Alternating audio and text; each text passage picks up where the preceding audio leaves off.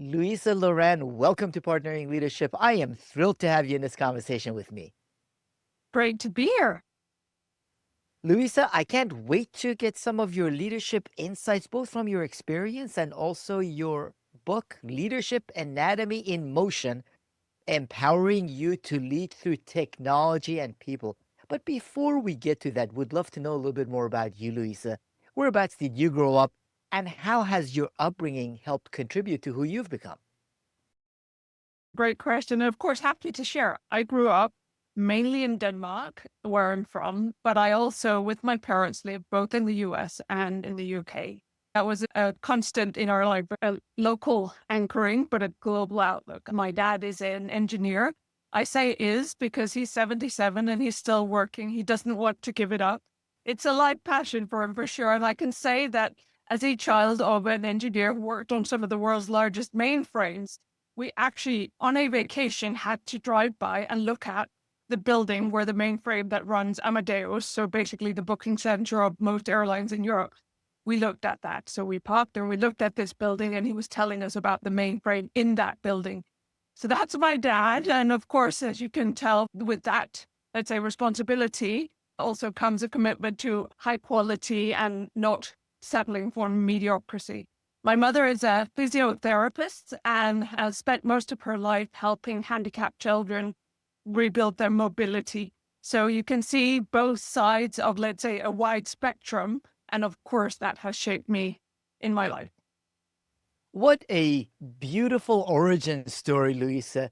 You have technology and people in that origin story, whether it is looking at those buildings with your parents and your dad's involvement and your mom's commitment to people as well.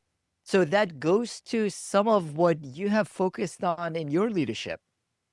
Yeah, I think it's quite interesting how, like, you experience things forward, but then you understand them in hindsight. And this is definitely one of them because as I grew up and as I was defining my own path, I set one very, let's say, corporate direction and pursued that heavily.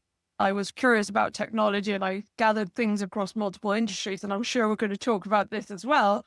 But you're absolutely right that core anchoring, that human empathy has always been there and has enabled me to complement that insight, business, and technology side. Actually, one of the things I love about your background and your experience, Luisa, is that it is in different industries. One of the challenges I find is that in many instances, many executives and managers are still very industry focused, while you've led inside legacy brands, industrial giants, and what could be still considered one of the leading tech companies in the world.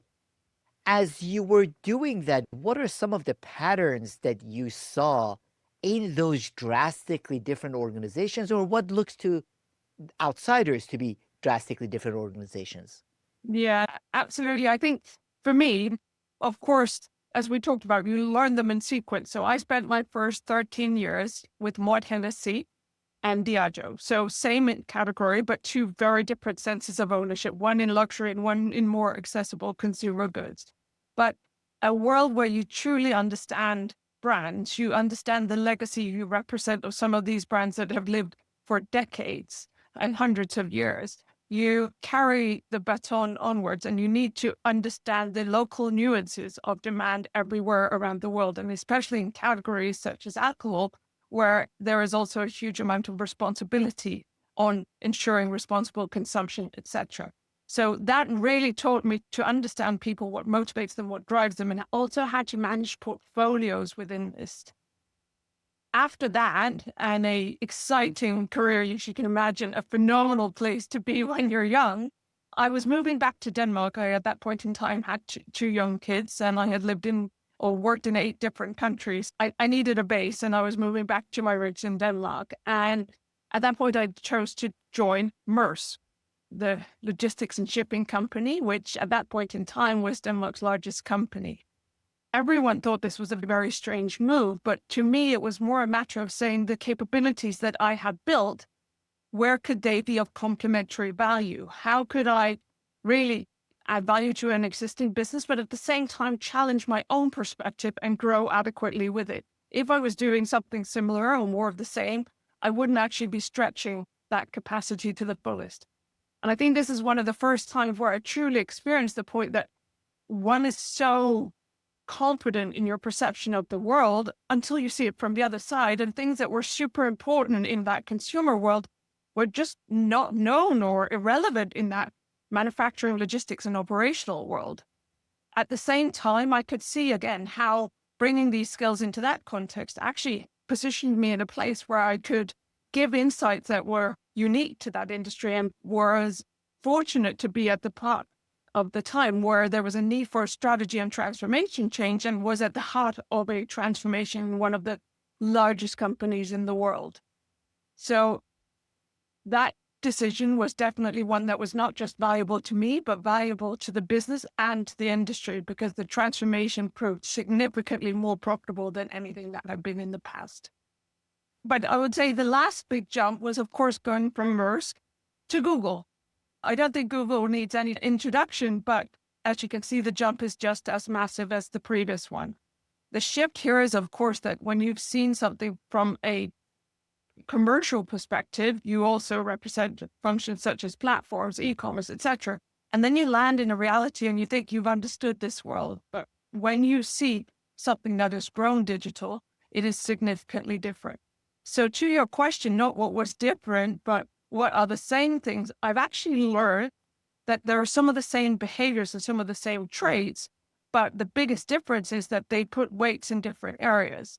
And this is really some of the thinking that I brought into the book that I've just brought to market, which is the businesses that are great at envisioning a future and seeing the potential early, jumping on those trends. That's one type of company. Then there are those that are great to expand with curiosity. They build partnerships. They stand on the shoulders of each other. They enable platform thinking, collective intelligence. Then there's a different category of those who steer decisively. That's typically the traditional businesses, those that are good at staffing for the future, communicating clearly, prioritizing, have processes for all these things. And lastly, there are those that are great at embodying a change. So not letting them being defined by the moment, but actually seeing themselves relevant in more tenures. So as you can see, when you take the step back, you could probably say, okay, Google's good at that one and that one. Maersk's good at that one and that one. Diageo's good at that one and that one. But equally, you could see how all of them are relevant to all businesses. So what I'm really much more seeing is how do we learn from each other adequately? How do we make sure that our, let's say, safe space, our natural tendency is not where we rest on our laurels, but we actually understand the other side of the coin and therefore get better at both grabbing opportunities, feeling comfortable in change, but equally having that anchor that ensures our long-term presence. That's really hard to do, Louisa. Kudos to Maersk and then Google. I understand that you had made a decision to move back to Denmark, but a lot of times organizations look for people whose background and experience fits exactly within the framework of the organization's thinking and or industry. Mm. Therefore, they don't bring in people who have drastically different experiences, therefore see the world in a drastically different way. I wonder if that also played a role in the value that you brought to each one of those organizations as you were working on transformation. I think you're absolutely right, but it was also my responsibility to learn to speak the language to be relevant in their context.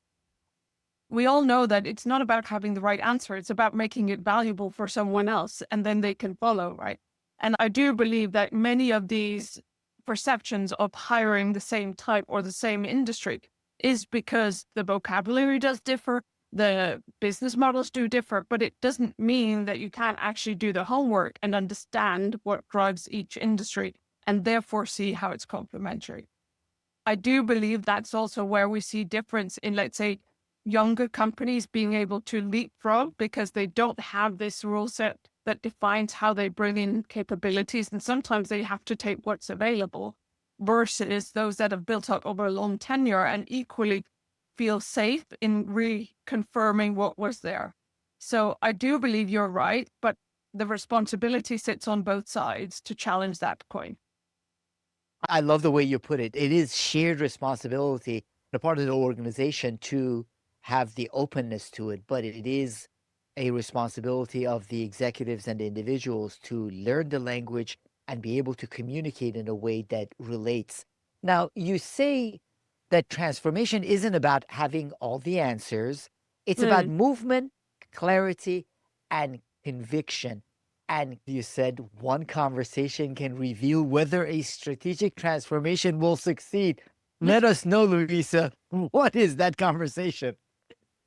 I think if you meet an organization, you come in, you're at a board meeting or a meeting of people of senior nature.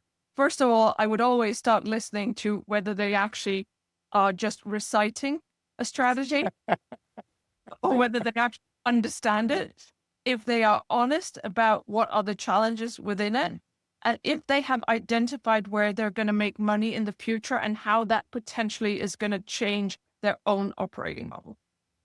Anyone that you talk to today and says, everything's fine and I'm going to continue, I'm like, good luck, my friend.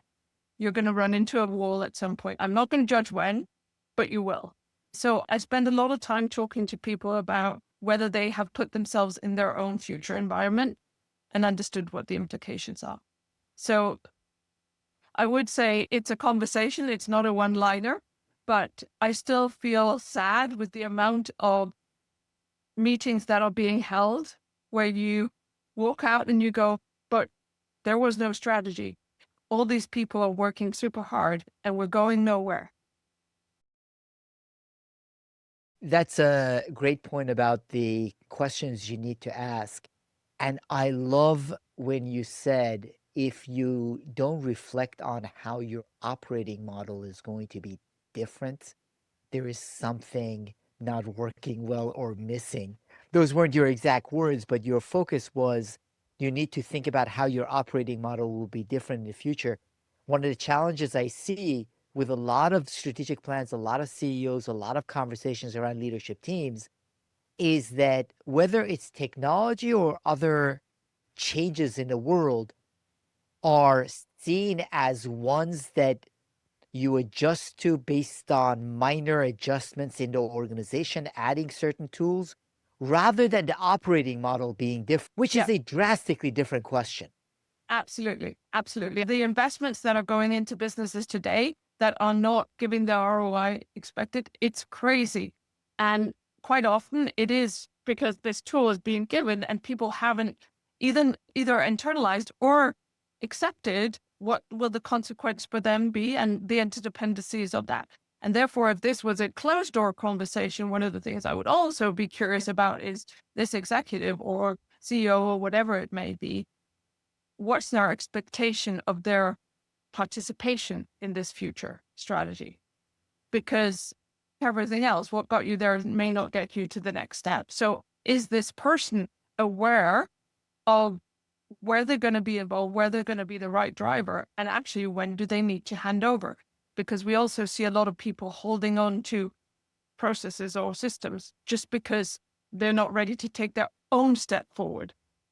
And that's impacting the business. It really does. I had a conversation back in September of 25 with Carolyn Dewar. She is McKinsey's partner in charge of their CEO practice, has written another outstanding book on seasons of CEO leadership. And that's one of the main points that they make, and a huge challenge that I see, where at a certain point, the board and the CEO need to reflect on that transition.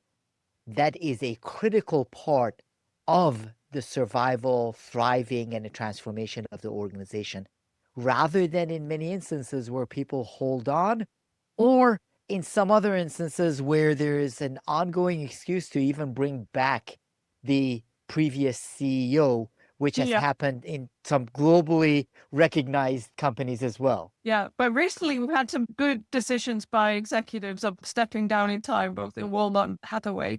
But I do think that instead of waiting for the board to ask you that question, wouldn't it be better to have done your own internal homework and both feel comfortable at which stage, have built your succession plan, and probably also have some ideas of what's going to happen to you afterwards? Because then it doesn't become scary. Then you don't need to use any brain capacity on it and you can deploy it all to the business. And now we're, of course, talking CEOs, but across an organization during a time of change, the degree of attention span used on what this does, is this going to mean to me and who am I going to work with, etc., is huge. So we need to create an environment where people feel comfortable practicing change, practicing development, seeing it as an opportunity, learning it from each step, because then if it's a small step or a big step, actually they know that they grow with it instead of being afraid of the consequences.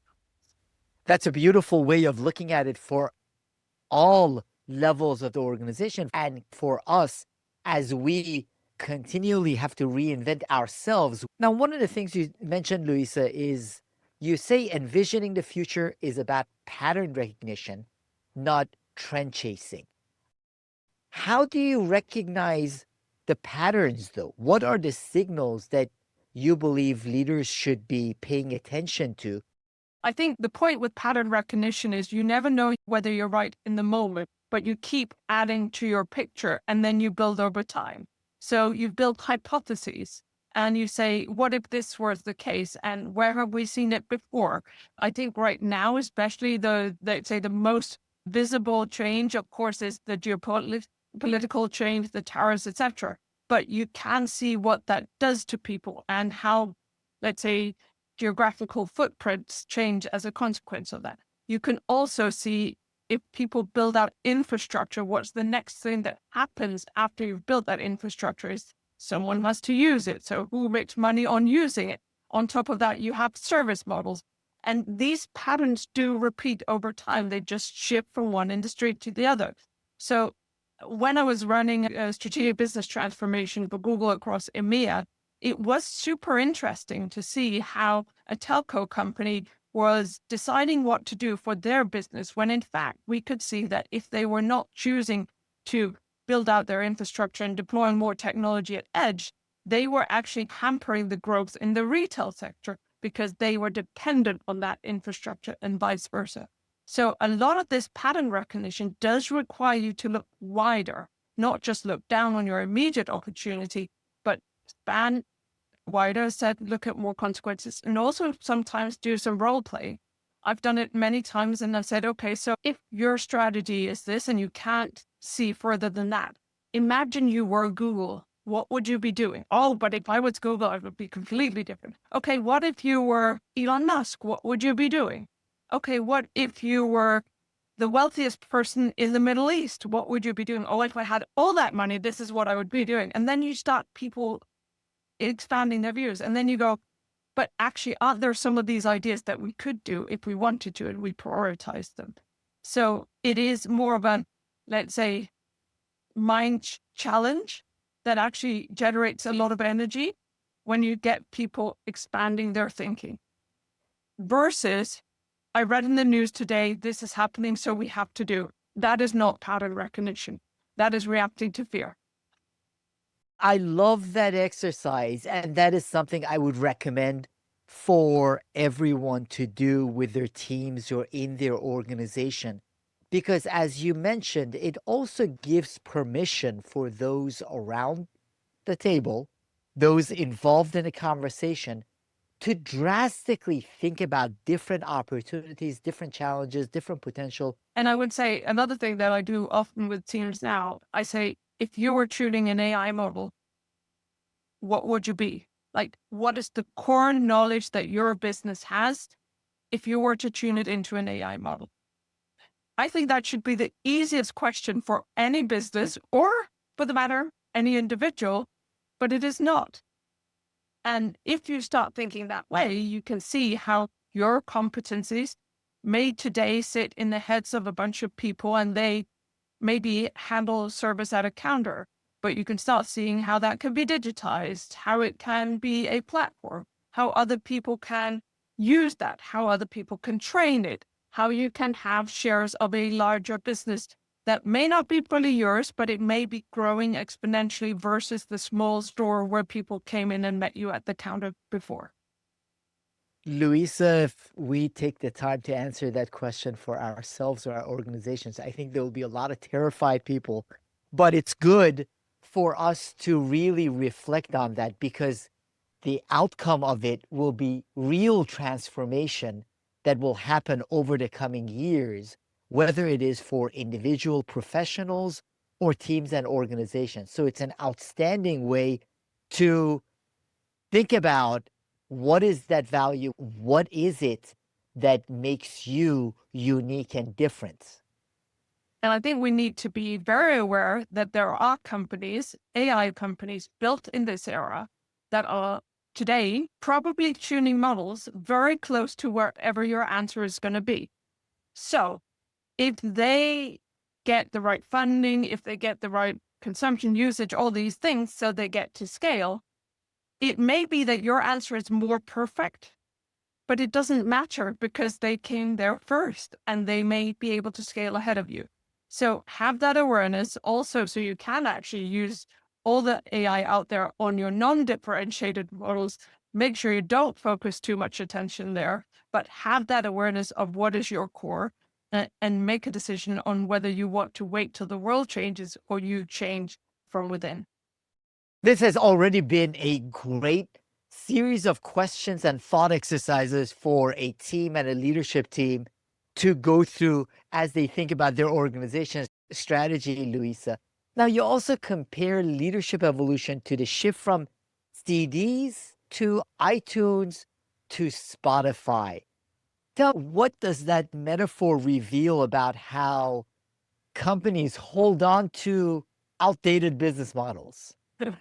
Besides the fact I've learned that it separates the generations, because when I'm talking about CD, there are people that are like, what are you talking about? CD? What is a CD? But some of us remember when we were young and we got our first CDs and we had our rack in our rooms, and we had, let's say, a small number of favored records with the songs that we had chosen. We could listen to them and we would have to like physically move the CD around. That was one era. Then the era came of iTunes, and we got all very excited because we didn't have to carry the CD. We could actually have our iTunes account and listen on multiple devices and also bring it physically with us. So we were actually becoming not just, let's say, it wasn't just a book we had with us, but we were becoming connected. But the era of Spotify is one where we are part of a network, but actually that network is ahead of us.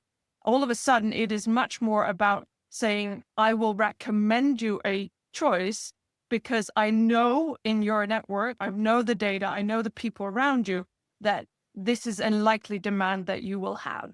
So the world is moving in that way. And this is just a simple example for people to think about it. The question is really, if you are still operating either in the CD world and you're waiting for someone to come in the door with an order, or you are in the iTunes world where you say, I have my list of partners, this is who I'm going to serve. And I'm back to your point on, I know my customers. Yes, because my customers, they do exactly as I expect them to do. Or are you taking responsibility to be a step ahead of the market? Are you reading and connecting the data so that you can steer the user to the whatever music they want, or your customer to evolve with you? And I think especially for a lot of large businesses, this step to read the data to overcome an incumbent's dilemma and also manage the market and the investors in that process is essential, and something that requires a lot of, let's say, awareness of how big the shift actually is. It is a big shift, and that's an outstanding analogy and way to understand it. Now, we could spend hours just on that analogy, because I do think it also represents the digitization and dematerialization that is happening and will happen in more industries. When you think about the value and where value resided, the CD, whether in the retail outlets, the money that the artists were making, or the producers, Yeah. the record companies, Yeah. CD companies, and how all of that dematerialized to a great extent to Yeah. what now is Spotify. So that's a great way to think about the kind of transformation and how a lot of value disappears and then all of a sudden goes to platforms.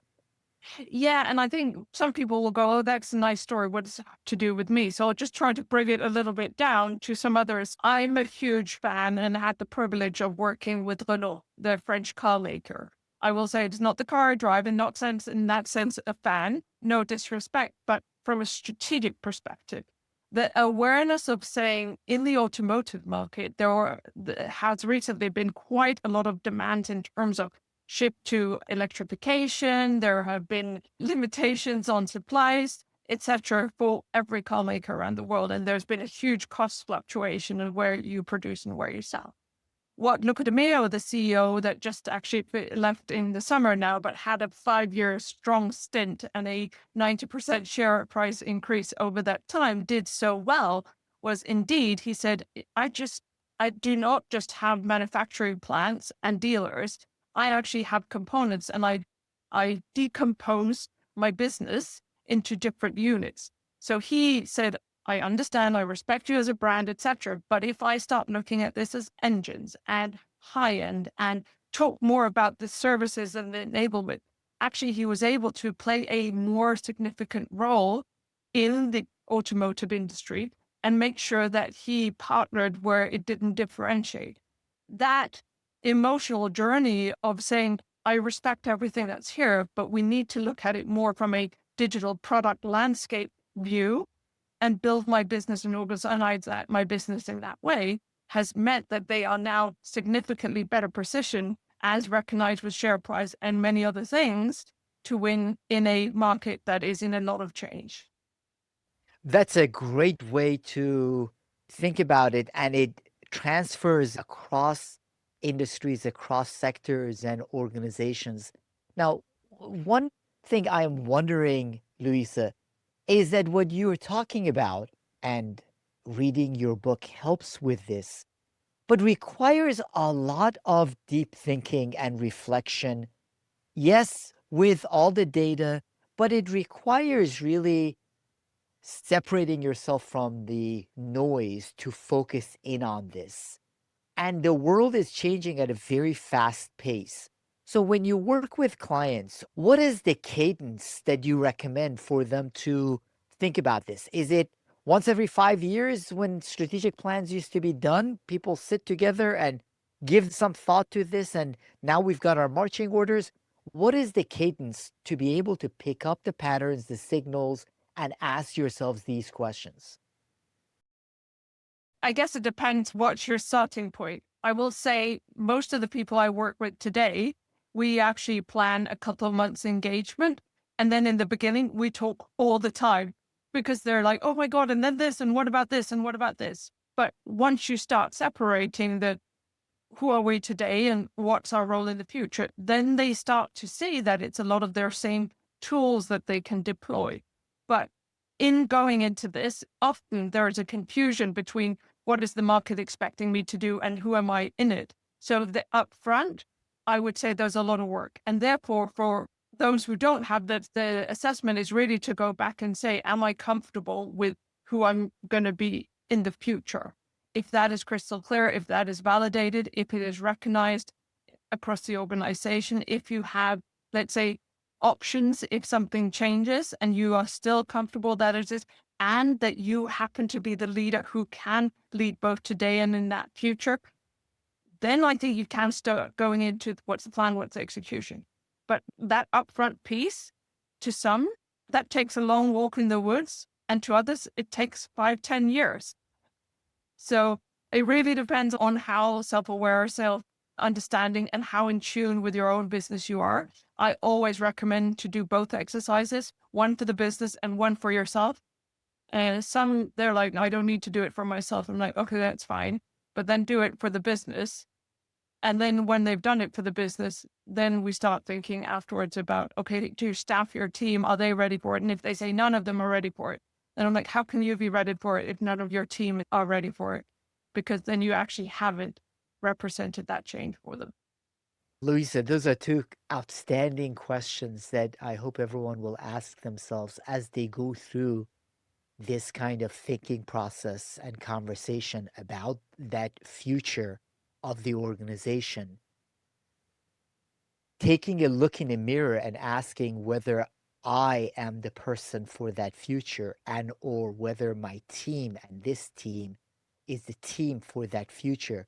Those are hard but essential questions for us to ask ourselves if we want to have a chance at making that strategic thinking and that future a reality. Yeah, and I think we also have a responsibility. Again, investors, analysts, etc. They report on what we show them and what do we tell them.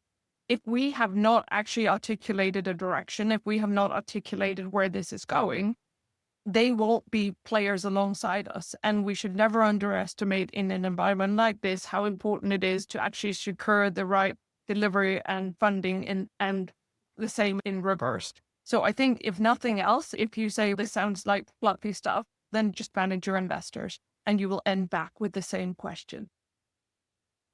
Now, Luisa, you say success doesn't come from digitizing the past, but from anticipating where value is headed. Now I find a lot of organizations, especially with the ease that AI is providing them, are focused mostly on digitizing the past. I think when the first AI tools became, let's say, mass available, a lot of our partners, when I was at Google, deployed them, for instance, on chatbots on their websites. And then they would call us and say, the chatbot's wrong because it found this information. And of course, what was the case was not that the chatbot was wrong, but it had found something in an obscure corner of the organization that someone at the bottom they have put there.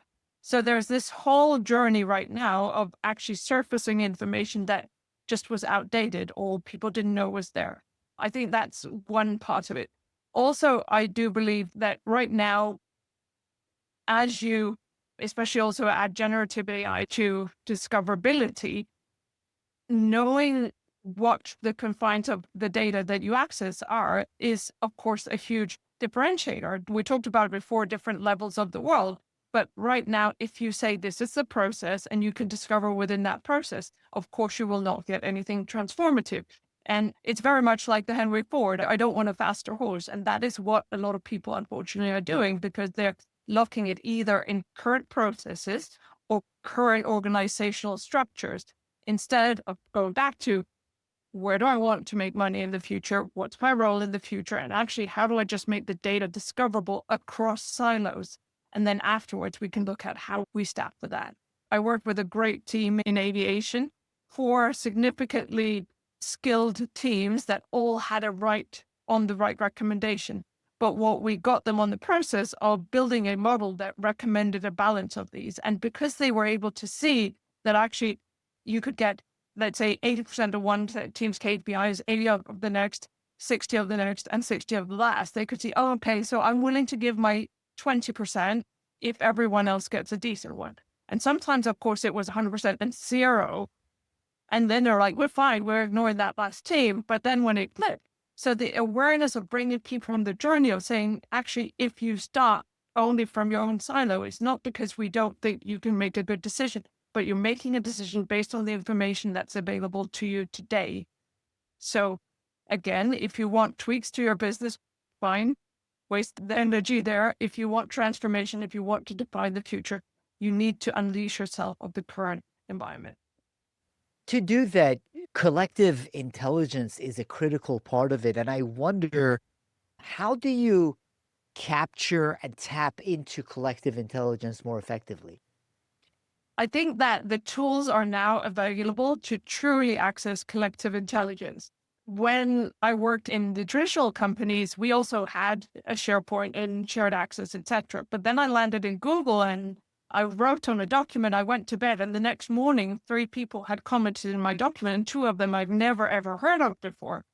And I was shocked and surprised and a little bit annoyed and all these type of things. But as I started to see that they were just building upon my knowledge and contributing, and I still had the control of saying, actually, that's a great idea, or no, I don't understand why. And we had a debate on it. That's when you start prioritizing those things, using the tools in the right way, you are actually seeing the huge value of collective intelligence. I will say that technology is available there, but what typically holds this back in most organizations is that you don't have a data access culture. If something like this happens, the typical answers on or reactions are, why are you doing this? But out and do your own work.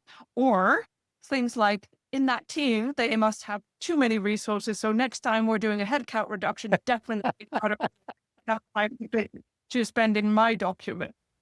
Instead of actually saying, can we complement each other's knowledge? And I think this is where, let's say, the tech-born companies are built more naturally based on collective intelligence and enablement of the wide organization versus the traditional ones that are built more in hierarchy.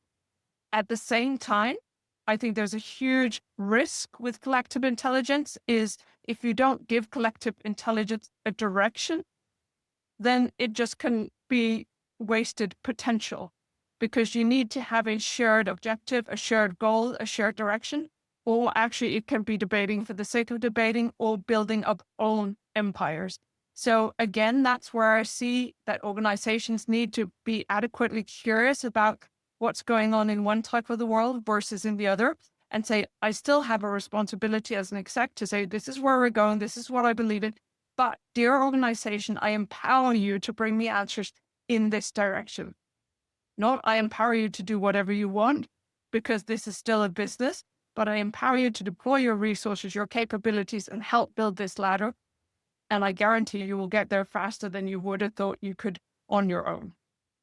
What outstanding points, Louisa. Those two I have seen specifically in organizations. One, that the culture gets in the way, what you said, but out. This is my project. This is my effort. And the second point is that if there is no clear purpose or directionality, it can take a lot of effort and not produce any value. Yeah. So collective intelligence needs to have that direction and purpose in order for it to work. It's not just everyone commenting, being involved with, or contributing to everything. And I think also, if we think about it, if you are just commenting and contributing and not actually seeing progress, honestly, you also lack a sense of purpose and identity and unity. And I think what people are especially seeking today, especially in worlds that are, let's say, in split environments, if I can call it that, they need something to belong to. So it's a great opportune time for good leaders to actually say, I need you, I need your contribution, I need you to be part of this, and I welcome everything you can bring. Louisa, as the organization is doing that and tapping into collective intelligence, one other thing I wanted to touch on is you talk about venturing and you mentioned that it's not about experiments. Experimentation is one of the things that's talked about a lot. You talk about committing the full business to bold exploration. So, how is that different than the marginal experimentation that is recommended by a lot of others? I normally describe it as, and this is something I've learned during my time in Google, and actually what the Renault example is a great example of this venturing, of setting a direction, people to grow into it. But it's acknowledging that businesses either have that mindset of, I'm going to do long-term programs and I'm going to do steercos, and in 5 years' time we'll get there. And oh my God, the cake doesn't taste great because the world has changed in the meantime. So the celebration isn't really wonderful. Or on the flip side, you have that agile scrum, which unfortunately has been misused in a way where people just show up and look at great dashboards on a wall and they high five, but the business doesn't move because it's down at such a level that it's actually not connected to what's going to hit the EBITDA target or whatever target the executives are chasing. So the venturing principle is simply that you set that direction, you set the long-term goal, you say, this is the space I want to represent, but then you build your small steps as ladders towards that. And you're very clear that this is the sense of direction, and you communicate how efforts that span too wide from that direction actually is either a waste of resources in the sense that effort has been put in that has not been contributed, or let's say, a failure of leadership on actually steering that capability into something that's more contributing towards the goal. So it is that forward looking, that upward trajectory that people can commit to, and that gives space for people to fill in the blanks towards your high set goal. And in doing that, you challenge us to think about AI as a co-strategist rather than just a tool. I think it's very dependent on what part of their strategy they're working on. Because if it's in the original part of who am I, what am I going to be in the future, then chances are AI can maybe help you ask some of those questions, but fundamentally you probably know best because you need to combine the knowledge that's intangible, tangible in people's heads and everywhere. If you are at the stage where actually you say, I know what I'm going to be, but I need some acceleration, then I think we need to remember that AI is not just generative AI. I think there are a lot of the, let's say, vision AI, document AI, discoverability, these elements that should be deployed at scale just to accelerate your business and serve you much better. Then, of course, I think the, let's say, least talked about part of AI, the more, let's say, mathematically grounded models, the ones that actually can be operations research, some of the reinforcement learning, or even some of the lower machine learning models, the ones that capture decisions and business priorities are the ones where you need to, at the same time, be very clear what are you going to do with them and how are you going to make sure that with those you invest you have data scientists that are focused on those versus the ease of chat. And at the same time, that you know that is not holding you in a past reality because anything that gets coded in that sense, of course, gets locked into some business rule. And then you can put all the conversation, the vision, the translation, all these ones on top. So I think that there are multiple layers, but it always starts with the strategy. I hate when people come and say, oh, I have an AI strategy. Good for you. The point is you should have a business strategy that gets translated into the available AI. That's a critical point to reflect on. And that's why I absolutely loved reading your book, Louisa. For the audience to read your book and follow your work, Louisa, where would you send them to? I, of course, invite them to read the book as well. It's available on any platform, Amazon, wherever you may buy. And I still have my executive advisory practice that they can reach out on louisaloran.com or on LinkedIn. I really appreciate your insights and your book, Louisa, Leadership Anatomy in Motion, empowering you to lead through technology and people. Thank you so much for joining this conversation, Louisa Loran. It's been a pleasure. Thank you for having me.